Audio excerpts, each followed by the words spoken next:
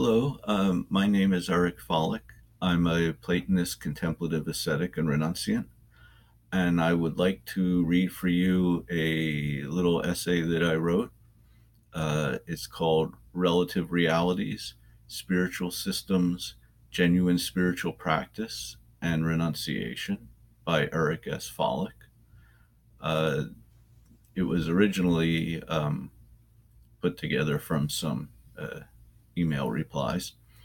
Uh, if you would like to see a print version of this, the original print version, you can see it on my website blog of Platonist asceticism.blogspot.com. That's Platonist asceticism.blogspot.com. It's also at my academia edu page at independent.academia.edu / Eric Follick. That's ERIC, capital E, then no space, capital FALLICK. Okay, so here we go. Again, it's relative realities, spiritual systems, genuine spiritual practice, and renunciation. Platonism is very subtle because it requires transcending the sense realm. And finally, only Platonism is of ultimate soteriological value among the different systems. All the other systems, especially those involved with institutionalized religions for the many, really take place just within particular relative phenomenal realities, even when they think they are going beyond them, and are very much wrapped up and involved with particular relative consensus realities, and confound actual spiritual contemplative ascetic practice aimed at the transcendent and phenomenal sensory experiences and occurrences. That is not to say that they aren't of value to particular souls at a particular stage of their practice in a given birth, nor that we can't learn from them. But ultimately, to get free, one has to access the higher hypostases through Platonic contemplative asceticism. Plotinus has expressed this well at the beginning of Ennead 5:9. Renunciation and asceticism is an absolutely necessary corollary of this understanding. A somewhat hokey analogy is that when we look at a website, all that is really being sent is the HTML code that the browser converts into the web page we see. All the different systems are really just moving within their given web pages, even when they think they are getting out of it, and so are concerned with the details and things going on within their web page. Platonists, however, are concerned with how web pages in general are generated and how to get out of web pages of any sort altogether.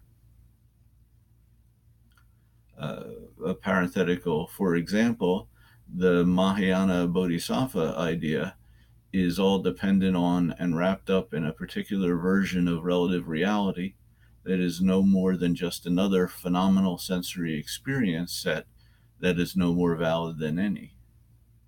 Tibetan Buddhism is especially egregious in this regard. Similarly, and even more so, especially given their notion of, which is of the essence of their systems, of a single linear geocentric historical progression, the Abrahamic systems are totally caught up in and involved with and dependent on one particular phenomenal sensory relative reality as being of spiritual significance. Such observations could be multiplied practically indefinitely. As just one of countless examples, some Catholics go on pilgrimage to pray at the relics of saints, just running around all the time chasing after phenomena instead of pursuing noumena through contemplative ascetic practice, which would be real, actual spiritual practice. If one tries to explain a little that such phenomenal, quote, miraculous, unquote, experiences occur in all different religious traditions and have no bearing whatsoever on the metaphysical validity of their theological and soteriological systems, and are just more phenomenal sensory karmic experiences, things to be ignored and transcended in pursuing the absolute to really get free, of course they don't understand at all what one is talking about. The same quite and altogether applies to Iamblichus and Proclus and other post-Iamblichus so-called, quote, Platonists or, quote, Neoplatonists with their theurgy and etc. Most sadly, they have simply jettisoned the true transcendent Platonism of Plato and Plotinus and replaced it with what is really just another worldly, phenomenal, particular, relative, reality-dependent, quote, religious, unquote, system. End of that sort of parenthetical digression. All sensory or, quote, physical, unquote, worlds are just shadow relative realities according to the karma of souls, of which there can be very many. The present world of modernity and science and scientism and naturalism, especially, just being one of many possibilities, and not one of particular validity, except that it believes itself to be so. Actually, it is one of the worst and least valid of many possibilities, since it is most unconducive to and makes most inaccessible true spiritual knowledge and practice and renunciation, and thus makes most remote the possibility of making progress towards getting out of relative realities and their misery altogether. The true underlying realities are transcendent and spiritual and suprasensory, and are the objects of real knowledge, sensory knowledge being relatively unreal and unimportant and variable.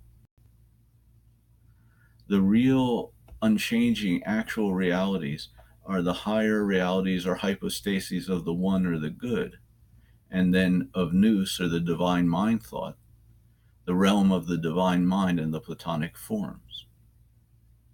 From the divine mind thought then further emanates or devolves or darkens the last and lowest and least real level or hypostasis of soul, and the, quote, world or, quote, worlds that soul perceives and creates through projecting the forms and itself in the realm of individuated changing sensate existence in space-time.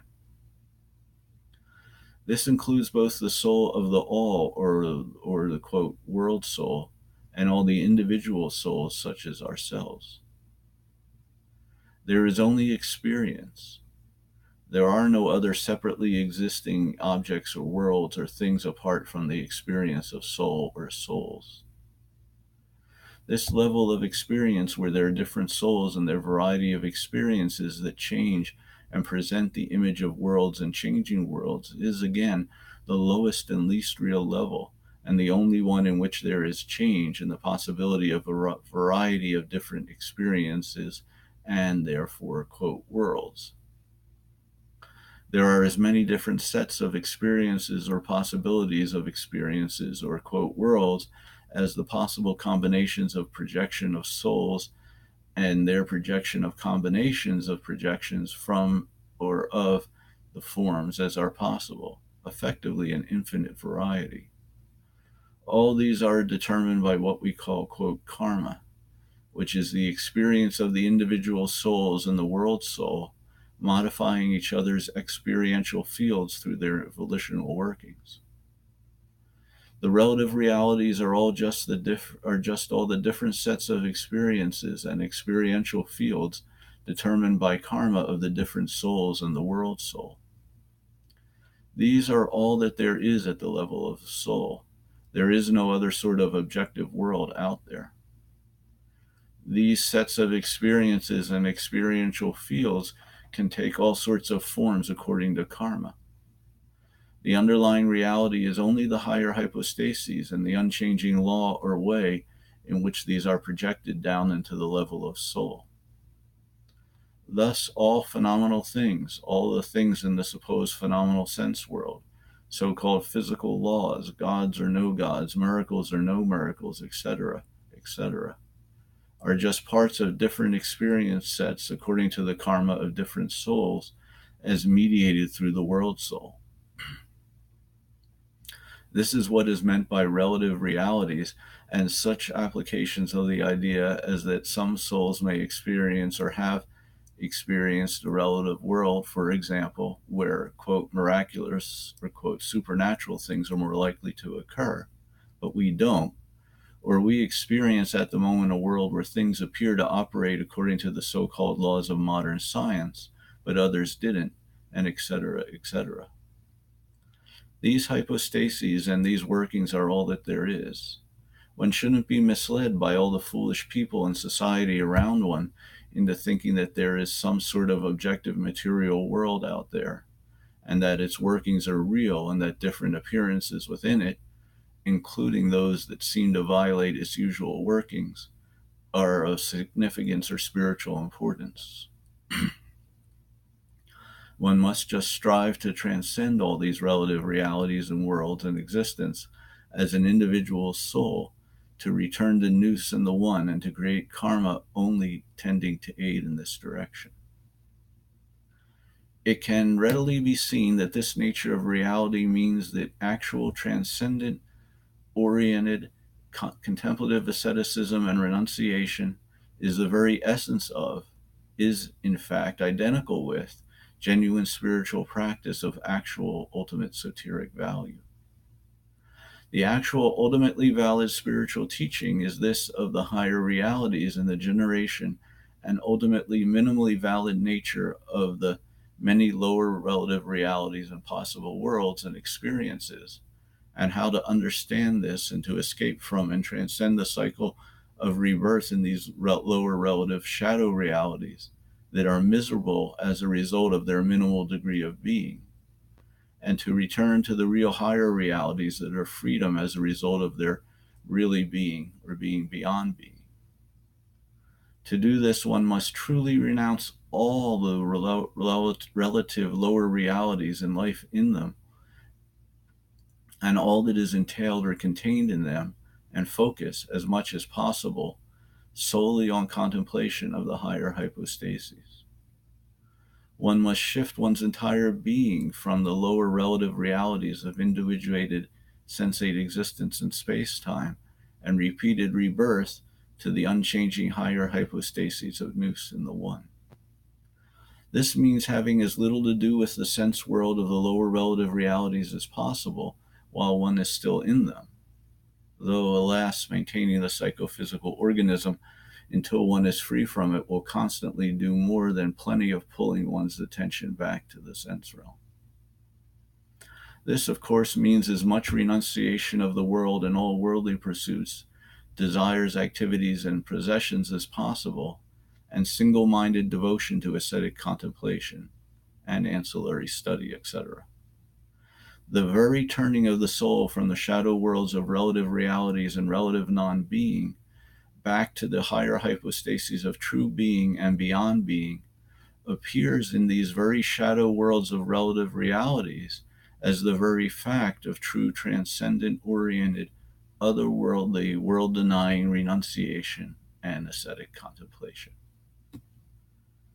Well, that's it. Thank you very much. I hope you will find that little piece of value and help, and maybe will inspire somebody to a little bit more effort in the practice of the path. Okay, again, thank you very much. Bye-bye.